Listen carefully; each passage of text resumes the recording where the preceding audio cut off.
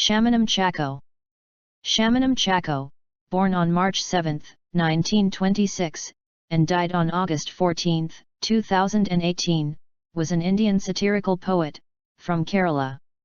He worked as a professor, at Mar Ivanios College, and the Department of Malayalam, University of Kerala. Chemmanam is famed for efficiently utilizing satire, in his poems, as a means of social and political critique.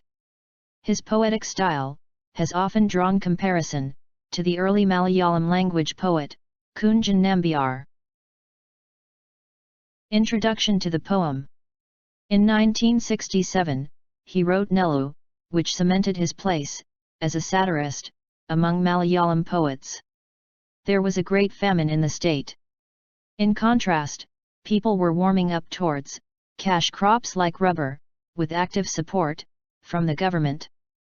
That was how the people of the state of Kerala started to rely on government ration of wheat and macaroni made out of tapioca. That was the background of this poem. A translation of this poem, made by Ayyappa Panickar, appeared in the Oxford Collection of Indian Poetry.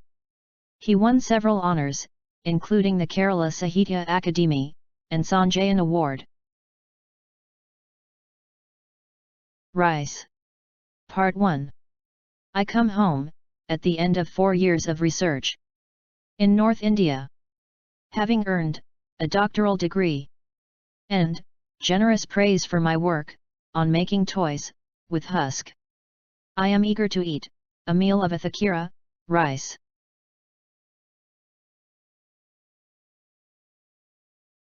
It will be the planting season when I get there.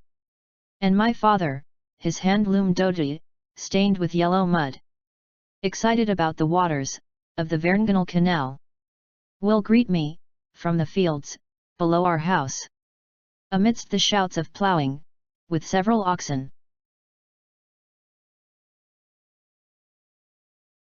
The oxen will stop when they see me walking with my suitcase. And my father, without smiling the smile slowly forming on his lips, will call from the field. And when did you start from there?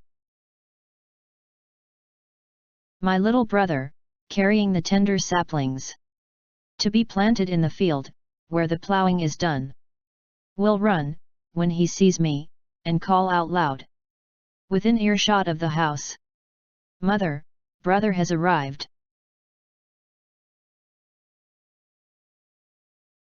Walking cautiously along the dike, so as not to upset the baskets full of seed, I will reach home in good time at last, just as my mother drains the well-cooked rice.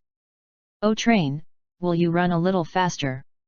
Let me get home quickly and eat my fill." Part 2. The bus stops on the road across from the house. When I left this place, palm-thatched houses could be seen in the distance, on the right. But now there is nothing, except for trees. How the place has changed! Rubber plants, twice my height, now stands in rows around me, on the ridge where Modan and Velaran used to be sown, and confuse my path as I walk home. There is no bustle of men below, no shouts of ploughing, and when I look, the whole field is planted over with arecanut palms. And in the corner, along the canal, stand the dealwood trees.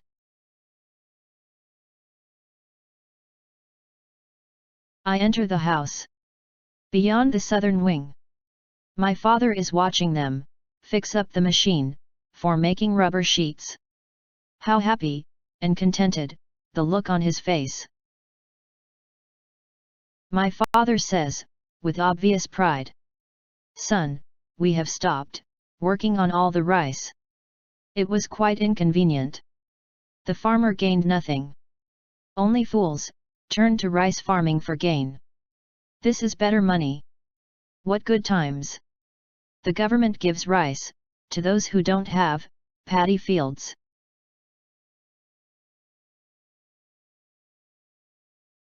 My little brother runs in to meet me. I, eager to have a full meal of Athakira rice.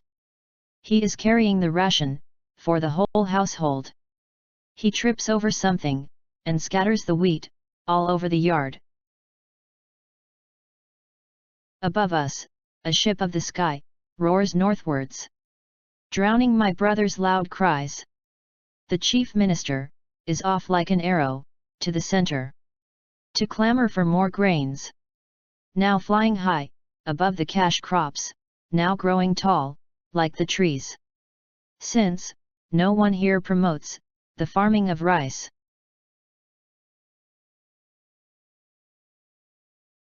Can we get some husk from the center too, to make toys with it? I don't know.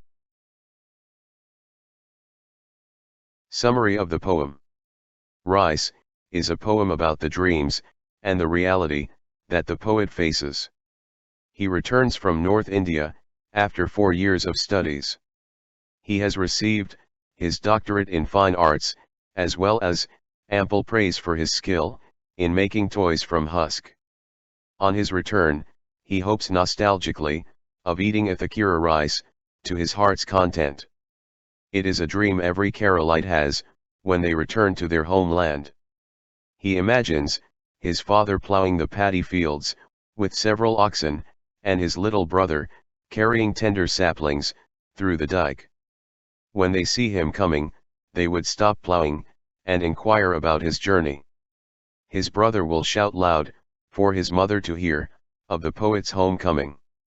The poet dreams that his mother will be draining the water out of the well-cooked rice, and he is in good time for lunch. He thinks that the train is moving too slow. He asks the train to move a little faster. The second part of the poem is in sharp contrast to his cherished dreams. He is unable to find his way home, as the whole area is covered with trees. When he left his home, there were palm-thatched houses on the right-hand side. Now, there are only trees. Aracanut palms, dealwood trees, and rubber plants twice his height, has covered the area beyond recognition. The place has completely changed. There are no paddy fields, and no more shouts of plowing. When he reaches home, his father is supervising the mechanic, repairing the machine, for making rubber sheets. His father looks happy and contented. He says that they have stopped cultivating paddy. It was difficult and inconvenient. Only fools turn to paddy cultivation for profit. Cash crops are better. It is happy times. There is no need for the cultivation of rice. The government gives rice to those who do not cultivate rice at a subsidy rate.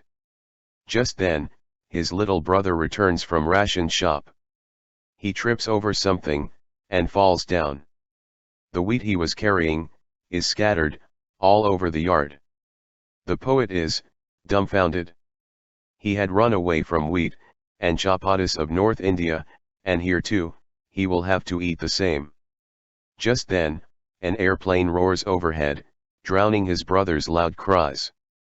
The poet says that it is the Chief Minister of Kerala, rushing to the central government in Delhi to demand for an increase in the quota of rice and wheat. The poet is sarcastic when he asks if we could get some husk too from the center. He could make toys with it.